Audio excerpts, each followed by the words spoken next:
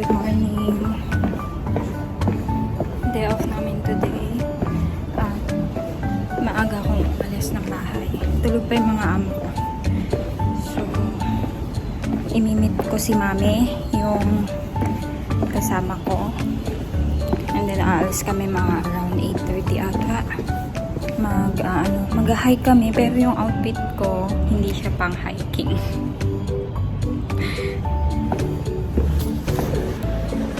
Wala pang tao. Kasi maaga pa.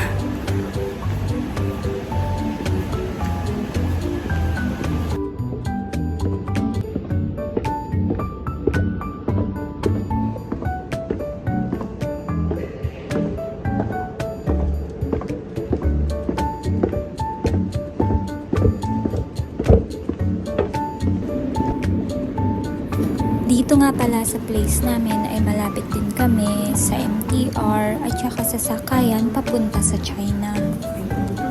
Ito pong view na nakikita nyo, iyan po yung pinaka city ng Hong Kong.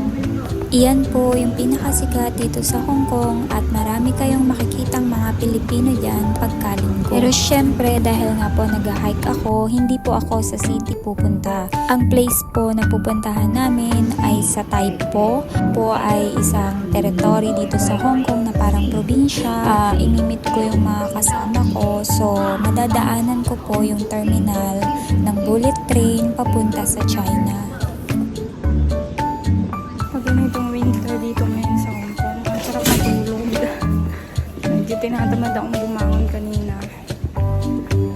Kaso, siyempre gusto ko din gumala. Para malibang yung isip ko. Sobrang lamig kasi ang sarap matulog.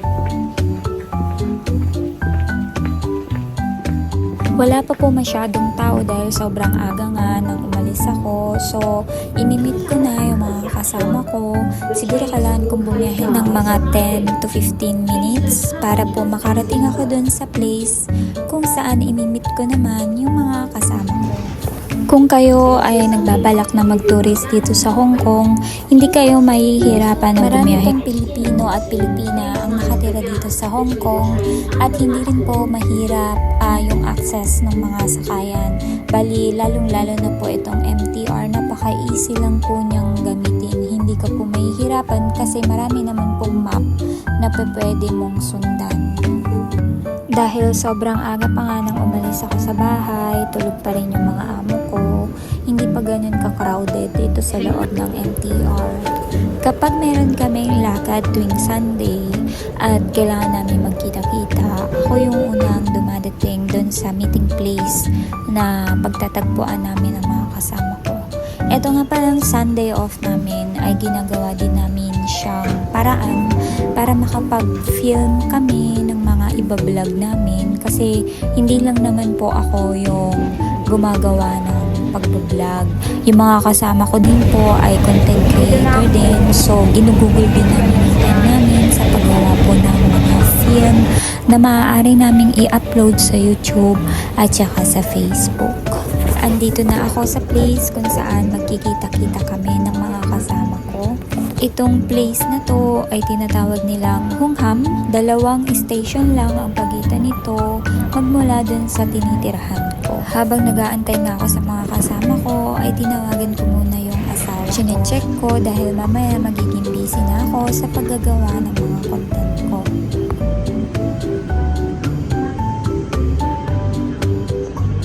Bibili ako ng tinapay kasi may baon silang pansin.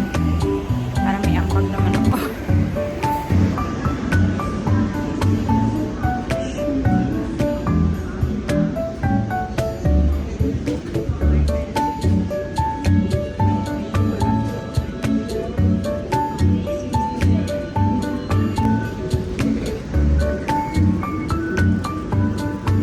Bumili ako ng siomai, 4 na piraso.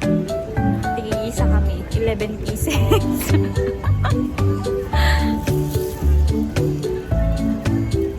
Kasi mag-hike kami, di ba? Tapos, ano naman may ambag ako, minsan lang naman.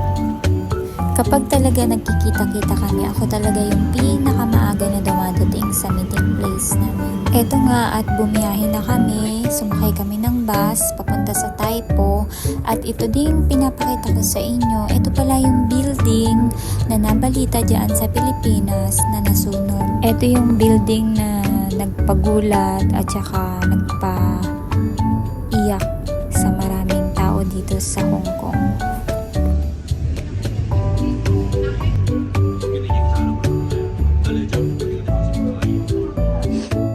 So nakarating na kami doon sa place na una namin tinarget na puntahan. Ito nga yung mayroong maple tree o maple tree na tinatawag nila dito sa Hong Kong. Marami nito dito sa Hong Kong, pero dahil mag-hike nga kami, hinanap namin kung saan yung pinakamalapit na mayroong may ganto. Doon naman sa pupuntahan talaga namin. Pagkatapos namin pumunta dito, mag-picture-picture at gumawa ng video, ay mag-start na kami maglakad papunta naman doon sa Tai Mek Tuk Reservoir. Ito nga po yun yung pinapakita ko ngayon sa inyo. Bali dito na po namin uubusin yung whole day ng day off namin para gumawa kami ng mga vlog at mga videos na pwede namin i-upload. Kami pong mga domestic helper dito sa Hong Kong ay iba-iba po ang mga nagiging hobbies kapag dumadating na po yung aming mga day off. Meron pong tumatambay sa city, umuupo sa park, at kagaya po namin, umaakit kami sa bundok o nagpupunta kami sa iba-ibang lugar dito sa Hong Kong. Ginagawa namin to para malibang. Isang bagay din na nakakatulong sa amin na makapaglibang at para ma-refresh yung utak namin bago uli sumabak kinabukasan sa panibagong trabaho.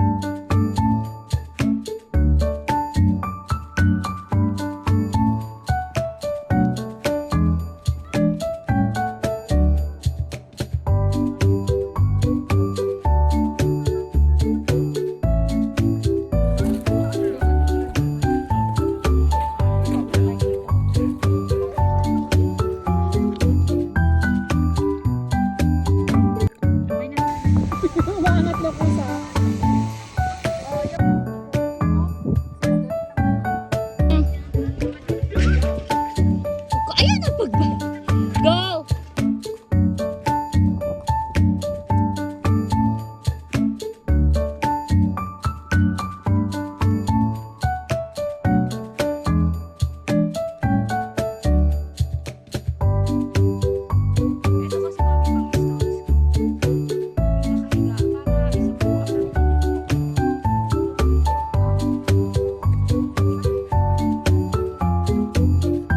Walang ganda.